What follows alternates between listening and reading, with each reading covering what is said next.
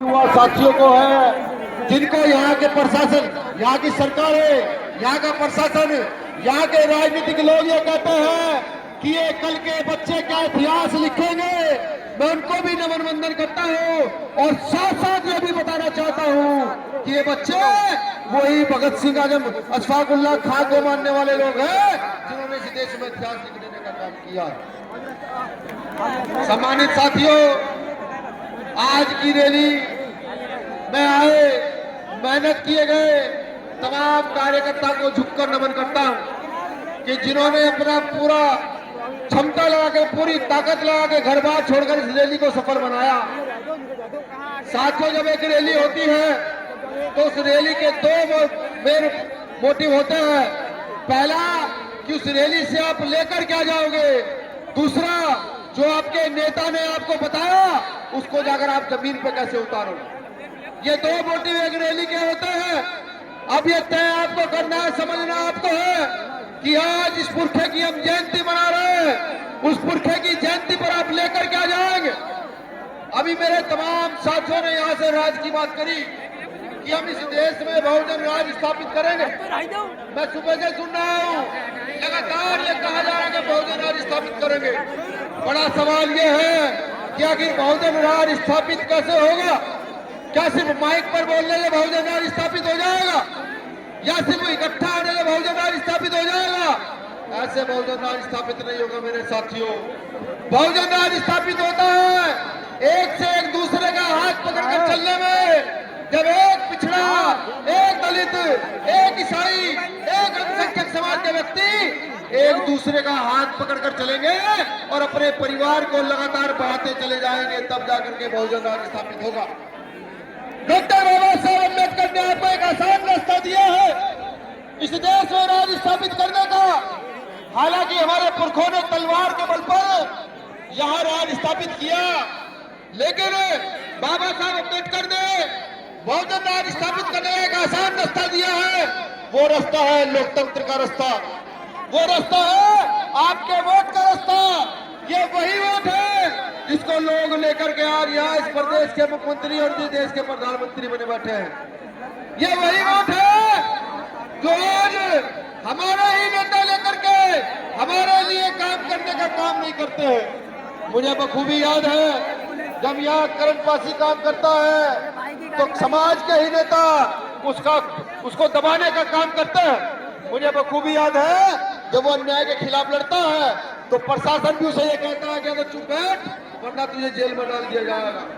लेकिन मैं गर्व भी करता हूँ अपने एक एक कार्यकर्ता पर कि वो ईंट की दीवार की तरह सामने खड़ा हुआ है, वो हर अन्याय करने वाले के सामने खड़ा है और बार बार ये कहता है कि जब तक जीवन है, जब तक जीवन है इसी प्रकार से चंद्रशेखर आजाद की तरह मूंछों में ताव दिया जाएगा और इसी प्रकार से लड़ा जाएगा जैसे हमारा नेता चंद्रशेखर आजाद लड़ता है। बार बार ये कहता है। मैं आपसे भी पूछता हूँ, क्या इस देश में कोई ऐसा नेता है जो आपकी आवाज बड़ी मजबूती से उठाता हो? और अगर नहीं है तो उस नेता का नाम बताओ जो आपकी आवाज इस देश को बड़ी मजबूती से संसद में उठाने का काम करता है। जोर से बताओ, आवाज नहीं आ रही है।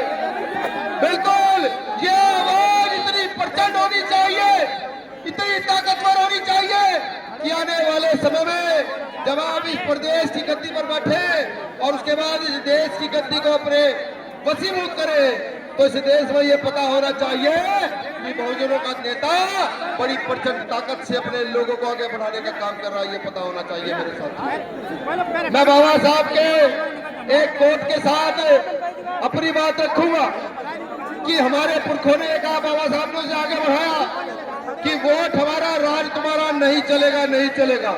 क्या कहा कि वोट हमारा, राज तुम्हारा नहीं चलेगा, नहीं चलेगा। लेकिन आज वोट तो हमारा है लेकिन राज किसी और का है। हमें यही बात बदलनी है कि अब वोट भी अपना होगा और राज भी अपना होगा। ये जाकर के अपने घरों पर लिखने का काम सब लोग कर लीजिएगा, कर लीजिएगा।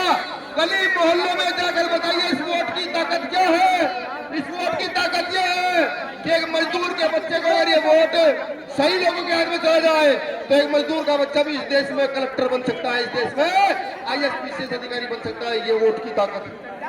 ये वोट की ताकत है कि आपका बच्चा एक बड़े मंत्री के बराबर में बैठकर शिक्षा हासिल कर सकता है, पढ़ाई कर सकता है। ये वोट की ताकत है।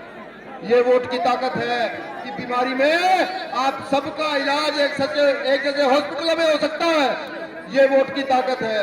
हालांकि बाबा साहब अम्बेडकर का 26 जनवरी 1950 का वो कोट मुझे याद आता है, जब बाबा साहब अम्बेडकर संविधान सभा में संविधान लागू करा के बाहर निकलते हैं तो उनके साथ के नेताओं ने हंसते हुए कहते हैं कि डॉक्टर अम्बेडकर बहुत खुश लग रहे हो।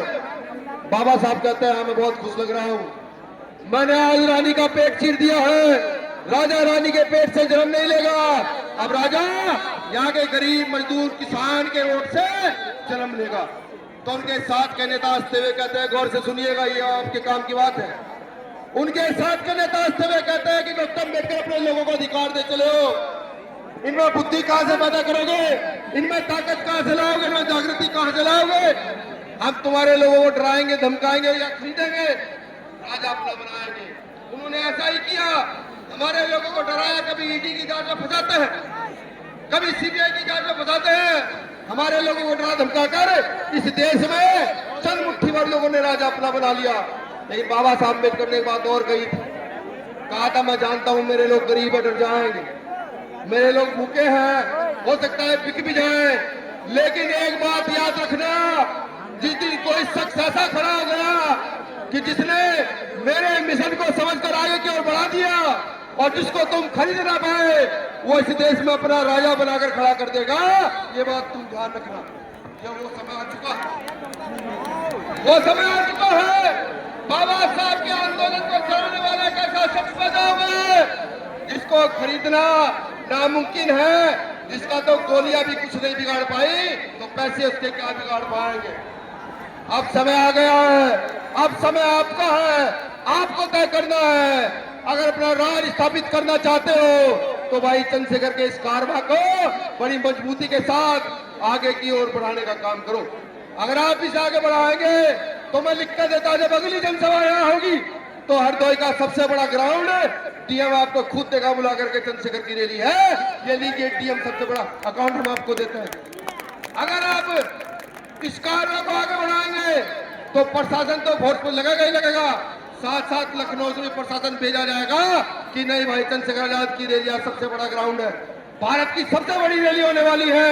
सुरक्षा व्यवस्था के लिए ना जाने कितना फोर्स यहाँ लगाया जाएगा, ये मैं आपसे वादा करता हूँ। लेकिन उठो उठो, समझो अपने अधिकारों को, उठो, खड़े हो जाओ, जाओ गली गली मोहल्ले मोहल्ले, बताओ भीम आर्मी क्या है, बताओ आजाद समाज पार्टी क्या है, बताओ आंदोलन क्या है।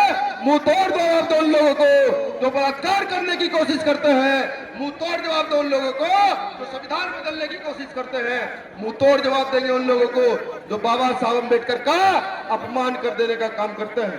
मुंह तोड़ जवाब दिया जाएगा, लेकिन ये जवाब किसी भाषा में दिया जाएगा तो वो एक ही भाषा, वो भाषा है लोकतंत्र की भाषा।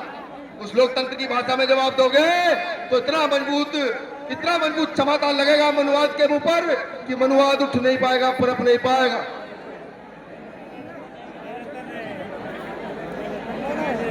मनुवाद उठ नहीं पाएगा, पनप नहीं पाएगा। भाई आराम से,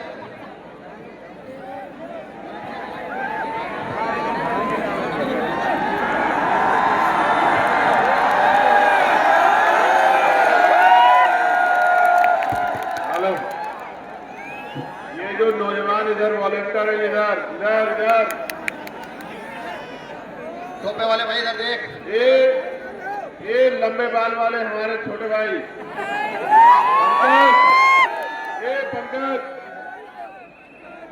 अध्यक्ष जी भाषण दे रहे हैं यार, आराम से संभालो भाई।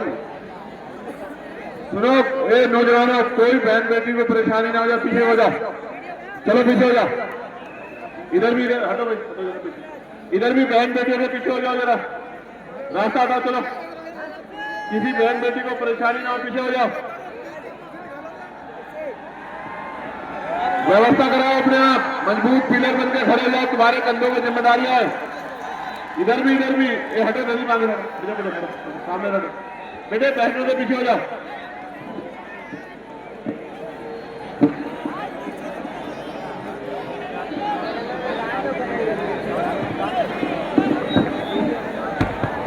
बहनों से पीछे हो जाओ, बहनों से पीछे हो जाओ, इधर हटो, हटो, इधर हटो, माँ बहनों से इस तरफ हटो।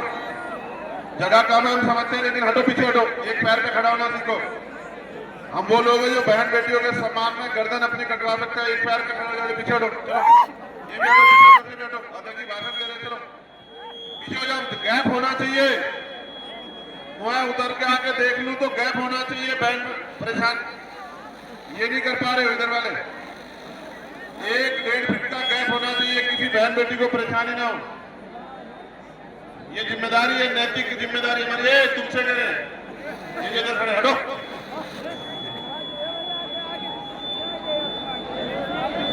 तुमसे हटो, हटो, माँ को परेशानी हो रही, हटो पीछे, इनको छोड़ दो, इनको छोड़ दो, उनको तुम्हें डांटा, तुम हटो, चलो पीछे हो जाओ, पीछे हटो। इनको माँ बहनों को परेशानी नहीं दीजिए, बाद में साथियों आवाज आ रही नहीं आ रही है, आ रही है ना, ठीक है, अध्यक्ष जी की बात सुनो।